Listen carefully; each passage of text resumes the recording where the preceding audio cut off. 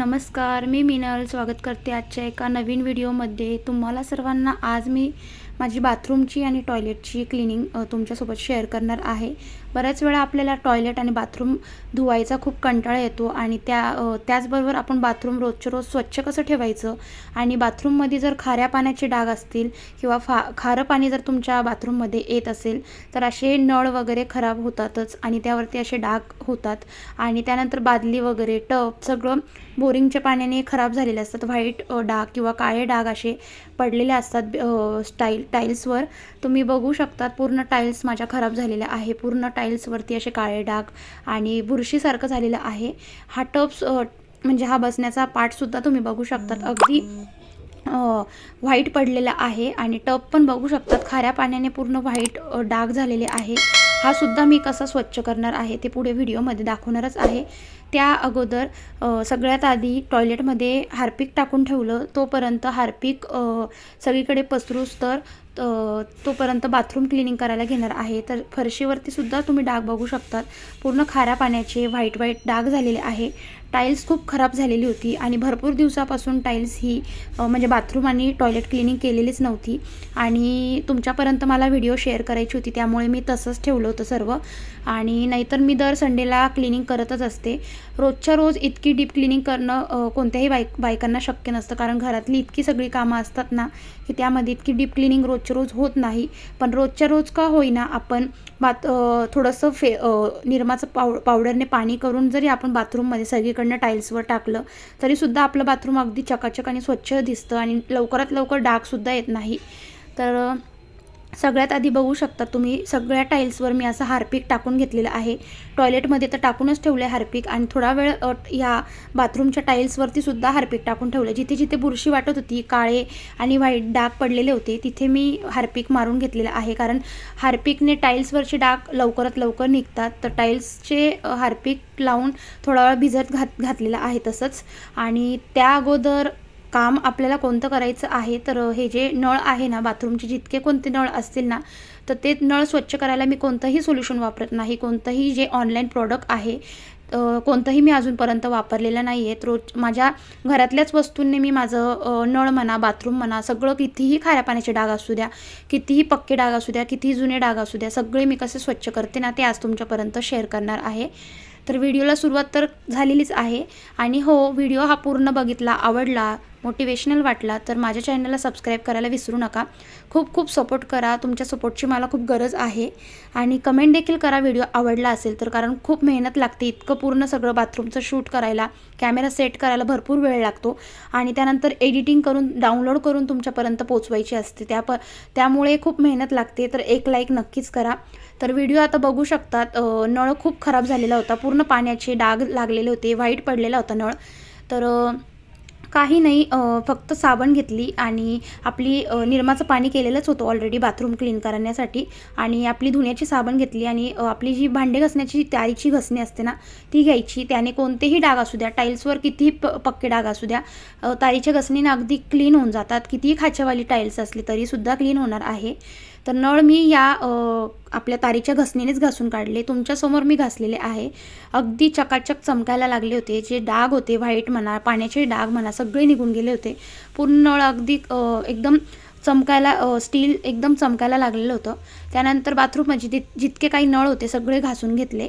त्यानंतर पुढचं काम जे होतं ना तर ते म्हणजे हे जो छोटासा कडप्पा केलेला आहे ना वरती, साबण म्हणा किंवा बॉटल म्हणा, काही बाथरूमचं जे काही ठेवण्यासाठी, इतकं चिकट झालेलं होतं. खूप चिकट साबणीचा पूर्ण फेस झालेला होता तिथे आणि खूप असं चिकट थर बसलेला होता. तर ते सुद्धा मला आज पूर्ण बाथरूमची डीप क्लिनिंग करायची होती. कानाकोपरा मला क्लीन करायचा होता आणि बाथरूममध्ये काही जे प्रॉडक्ट आहे, जे काही शॅम्पूची बॉटल आहे किंवा साबणीचा बॉक्स असेल किंवा दुसऱ्या काही ज्या रिकाम्या बॉटल आहेत तर ते खूप प्रमाणात साचल्या होत्या आणि सगळ्या मला फेकायच्या होत्या. ज्या काही संपलेल्या होत्या, आता इथे बघू शकता इतका सगळा पसारा मी वरतून खाली घेतला आणि ठेवायला तर तिथे बॉटल इतक्या झालेल्या होत्या की तिथे वरती कडप्प्यावर ठेवायला जागासुद्धा पुरत नव्हती.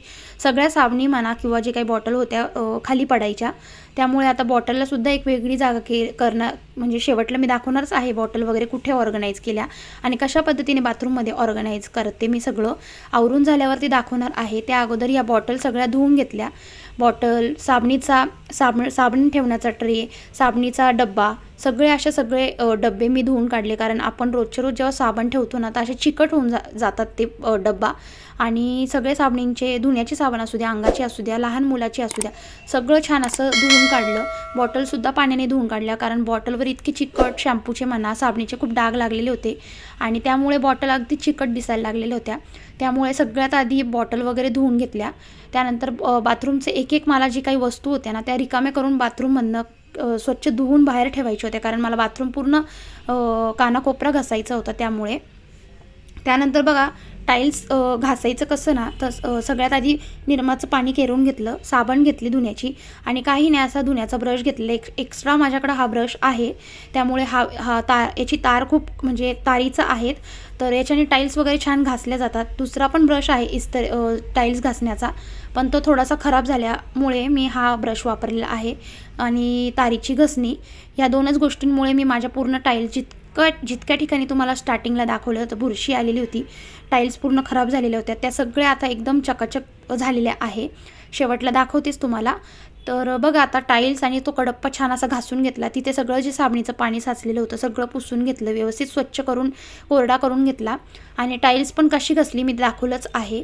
त्यानंतर विंडोच्या आपली जी बाथरूमची विंडो असते ना तिथे जे काचीचे जे काही स्लाईड्स असतात ना तर त्या मी काही धुतलेल्या नाही आहेत, कारण कसं ना एकूण एक काचीच्या ज्या टाईल्स होते ना विंडोच्या ते काढायला आणि घालायला त्यामध्ये फुटल्या असतील.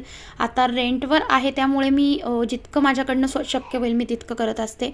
तर या काही ज्या काचा आहेत त्या काढ घालत्या काचा आहेत, पण मग त्या काही मी काढलेल्या नाही आहेत. तर तिथं काही माझं जास्त यूज नाही आहेत, त्यामुळे परत पाणी खालती गेलं किंवा कोणी बोलेल याचं पण मला म्हणजे सगळं लक्ष ठेवून घ्यावं लागतं.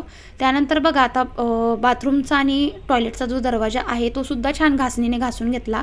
सगळा चिकट आणि व्हाईट डाग त्यावरती सुद्धा झालेले होते. त्यानंतर हा जो पाट आहे ना तर हा पाट तिथेच बाथरूममध्ये ठेवलेला असतो. तर पाट तुम्ही बघू शकता स्टार्टिंगला पूर्ण त्यावरती काळे काळे डाग आणि बुरशीचे डाग झालेले होते. तर घासल्यानंतर तुम्ही बघू शकतात पूर्ण ब्लू कलरचा म्हणजे निळसर कलरचा हा पाट होता, पूर्ण काळा पिवळा असा हा झालेला होता. आता बघू शकतात घासल्यावरती किती स्वच्छ झालेला आहे. तर बाथरूममध्ये त्यांनी अजून एक कनेक्शन काढलेलं होतं टॉयलेटसाठी, तर कमोटवालं, त्यामुळे हा पाट मी त्यावरतीच ठेवते. तर त्यानंतर बघा हे छोटे छोटे जे शिवांशचा जो छोटा पाट आहे तो सुद्धा छान घासून घेतला. घासताना काय करते ना तारीची घासणीच वापरते. अगदी कोणतेही पक्के डाग असू द्या नाही तर कितीही खराब असू द्या, तारीच्या घासणीने अगदी चकाचक होऊन जातं आणि कोणतंही सोल्युशन वापरण्याची गरज नाही आहे. अगदी रोजच्या रोज जसे आपण रोजची भांडे घासतो ना त्याच पद्धतीने मी इथे सगळं क्लीन करून घेतलेलं आहे.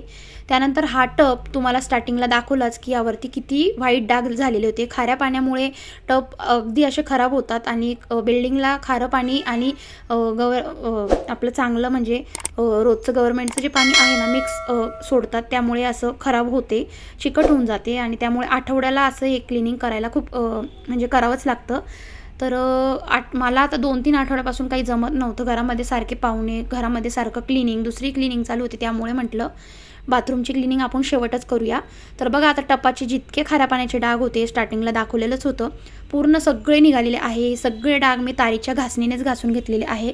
एक तर तुम्ही जर टब भरत असाल ना, खारं पाणी जर तुमच्या घरात देखील असेल तर एक तर टब भरूनच ठेवत जा, नाहीतर मग टब रिकामा राहत असेल तर तुम्ही पालथा ठेवायचा, कारण पाण्याने हे डाग ओढतातच शक्यतो, त्यामुळे टब वगैरे घासून घेतला. त्यानंतर जो आंघोळीचा पाट आहे ना तो सुद्धा खूप म्हणजे त्याच्यावरती सुद्धा काळी बुरशी लागलेली होती, ती सुद्धा छान अशी पाट तारीच्या घासणीनेच कानाकोपरा छान असा घासून घ्यायचा.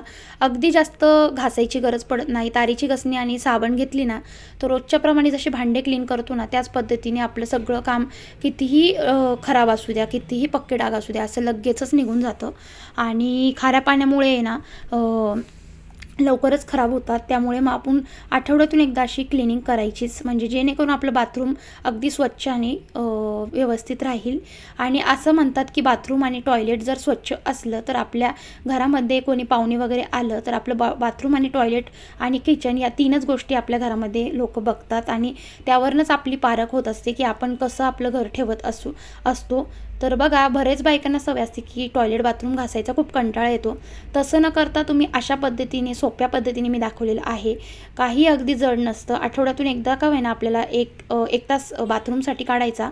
बाथरूम आणि टॉयलेट 1 तासामध्ये पूर्ण डीप क्लीन होऊन जातं. त्यानंतर बघा, टॉयलेटची जी चप्पल आहे तीसुद्धा छान क्लीन करून घेतली, धुवून घेतली छान. आणि त्यानंतर बाहेरचं जे पायपुसणी आहे तीसुद्धा धुवून घेतलेली आहे. तर बघा, आता हे जे बॉटल होते ना, तर बॉटल तिकडे ठेवायची पहिले कडप्प्यावर. सारख्या तिथून खालती पडायच्या आणि खूप दिसायला खूप व्यवस्थित वाटत नव्हतं. त्यानंतर मग विचार केला, आज क्लिनिंग केल्यानंतर समजलं की इथे खिडकीमध्ये तर मी काही ठेवत नव्हते. त्यामुळे बॉटल सगळ्या जितक्या शॅम्पूच्या असू द्या किंवा लिक्विडच्या असू द्या कोणत्या, सगळ्या तिथे ठेवलेल्या होत्या. आणि प्रत्येकाचे शॅम्पू हे वेगवेगळे आहे. मिस्टरांचा वेगळा आहे, माझा वेगळा आहे, शिवांशचा वेगळा आहे. त्यामुळे सगळ्या बॉटल तिथे ऑर्गनाईज केल्या. कम्फर्टची बॉटल असू द्या, डेटॉलची बॉटल असू द्या, सगळं तिथे ऑर्गनाईज केलं. दिसायला पण अगदी व्यवस्थित दिसतं आहे. आणि आता इथे जो कडप्पा होता तिथे फक्त ब्रश, निरमा पावडर आणि माझा फेस वॉश आणि ब्रश, आपले टूथब्रश असू द्या, धुण्याचे ब्रश, एवढंच मी तिथे ठेवलेलं होतं. दिसायला अगदी व्यवस्थित दिसत होतं. त्यानंतर सगळ्यात मेन म्हणजे आपल्या बाथरूम आणि टॉयलेटमधनं इतकी निगेटिव्हिटी घरामध्ये येत असते. आपल्या घरामध्ये जी काही दृष्टी लागत असते, घराला जे काही दोष लागतात, त्यासाठी सुद्धा एक सोल्युशन घेऊन आलेली आहे. तर कोणीही हे सोल्युशन तुम्हाला दाखवणार नाही, जे मी दाखवलेलं आहे. बाथरूम आणि टॉयलेट क्लीन करून झाल्यानंतर आपल्याला 2 काचेच्या छोट्या वाट्या घ्यायच्या आहेत. बाजारामध्ये सहजच तुम्हाला मिळून जातील. तर काचेच्या वाट्या घ्यायच्या आहेत. त्यामध्ये जाड मीठ घालायचं आणि 2 लवंग ठेवायच्या आहेत त्यामध्ये. आपल्याला हे मीठ आणि हे लवंगा आपल्याला बाथरूम आणि टॉयलेटमध्ये ठेवायच्या आहेत काचेच्या वाटीमध्ये. जेणेकरून आपल्या घरामध्ये जे काही दोष, काही बाहेरची जी कोणाची नजर लागलेली असेल, सगळ्यात जास्त दोष हा बाथरूम आणि टॉयलेटमधूनच येत असतो. आपल्या घरामध्ये जे काही निगेटिव्ह एनर्जी म्हणा किंवा नजर झालेली असेल, तर त्या सगळ्या गोष्टी तुम्ही जर म्हणजे या गोष्टीवर विश्वास ठेवत नसेल, तर ती गोष्ट तुमची, म्हणजे तुम्हाला जर विश्वास असेल तर तुम्ही नक्कीच ट्राय करा. मला या गोष्टींचा भरपूर विश्वास आलेला आहे. घरामध्ये कोणतेही नजर लागू द्या, कितीही दृष्टी लागू द्या, तर या गोष्टीमुळे आपली जी काही घराला नजर होते किंवा कोणी आल्यावरती, पाहुणे आल्यावरती आपल्या घराला काही नजर वगैरे झालेली असेल किंवा निगेटिव्ह एनर्जी घरामध्ये जी येत असेल, तर सगळी निगेटिव्ह एनर्जी ही आपल्या टॉयलेट बाथरूमचं जे काही मीठ ठेवलेलं असतं ना, त्यामध्ये निघून जात असते. आणि मला तर या गोष्टींवर विश्वास आहे आणि तुम्हीसुद्धा नक्कीच ट्राय करून बघा. ठेवत असाल ते सुद्धा मला कमेंट करून सांगा. तुम्हाला ही गोष्ट माहिती होती आधीपासून का नव्हती माहिती, ते सुद्धा सांगा. त्यानंतर बघा, पुढचं म्हणजे सगळं बाथरूम टॉयलेट क्लीन करून झालेलं होतं. आणि शेवटचं काम जे उरलेलं होतं ते म्हणजे बाथरूमची खालची फरशी, जी आंघोळ करताना जी खालची फरशी होती ती घासायची राहिली होती. तर ती कशा पद्धतीने घासली तुमच्यासमोरच आहे. हा एक ब्रश माझ्याकडे सेपरेट एक्स्ट्राचा होता. त्यानेच मी खालची जी फरशी होती साबणीने छान अशी घासून घेतली. कोणतंही सोल्युशन आणि जितकं चिकट, तेलकट, पाय सटकण्यासारखी साबण वगैरे सांडलेली असते, त्यामुळे पडण्याची शक्यता असते. त्यामुळे मग अशा पद्धतीने घासून घ्यायचं. रोजच्या रोज आंघोळ झाल्यानंतर सुद्धा तुम्ही 5 मिनटं वेळ देऊ शकतात. टाईलवर अगदी पाणी टाकून सुद्धा क्लीन होऊ शकतं. आता बाथरूम तुम्ही बघू शकतात पूर्ण स्वच्छ करून झालेलं होतं. शेवटचं काम जे राहिलेलं होतं ते म्हणजे वायपरने पाणी स्वच्छ क्लीन करायचं होतं. म्हणजे जे काही पाणी सांडलेलं होतं त्यावरनं पाणी वगैरे सटकायला नको. त्यामुळे आंघोळ झाल्यानंतर शेवटचं म्हणजे वायपरने पाणी लोटून द्यायचं काम हे असतं. तर बघा, आता टॉयलेट बघू शकतात. अगदी टॉयलेट एकदम स्वच्छ घासून झालेलं आहे. टॉयलेट आणि बाथरूमचा दरवाजासुद्धा क्लीन करून झालेला होता. रेंटेड घर आहे माझं आणि तरीसुद्धा मी इतकी स्वच्छता ठेवते का? कारण आपण जेव्हा या घरामध्ये राहतो, आपण जेव्हा राहतो ना, तर आपलं समजून आपण घर स्वच्छ ठेवायचं. म्हणजे आपणच घर स्वच्छ ठेवलं तर आपल्यालासुद्धा कोणता आजार वगैरे लागणार नाही. कारण टॉयलेट बाथरूम स्वच्छ ठेवणं खूप गरजेचं असतं. घरामध्ये लहान मुलं असले तर अशी स्वच्छता ठेवणं खूप गरजेचं असतं. भलेही ते रेंटवर असू द्या, स्वतःचं असू द्या, अशी स्वच्छता नेहमीच आपली ठेवलीच पाहिजे. आणि ह्या गोष्टी जर आपल्या स्वच्छ असेल तर आपल्याला येणारे लोकंसुद्धा आपल्याला नाव ठेवणार नाही आणि आपणसुद्धा निरोगी राहू या गोष्टींमुळे. तर बघा, कसं वाटली आजची क्लिनिंग. तुम्हाला नळ दाखवले, सगळी ऑर्गनायझेशन दाखवलं. त्यानंतर बाथरूमची जाळीसुद्धा बघू शकतात, व्यवस्थित घासून घेतलेली आहे. आजूबाजूचे जे तुम्हाला दाखवले होते, जे डाग लागले होते ना टाईल्सवर, बघा आता स्टार्टिंगला दाखवलेलेच होते टाईल्सवर डाग किती लागलेले होते, सगळे घासून घेतले. टबसुद्धा किती वाईट पडलेला होता, सगळा व्यवस्थित घासून घेतला.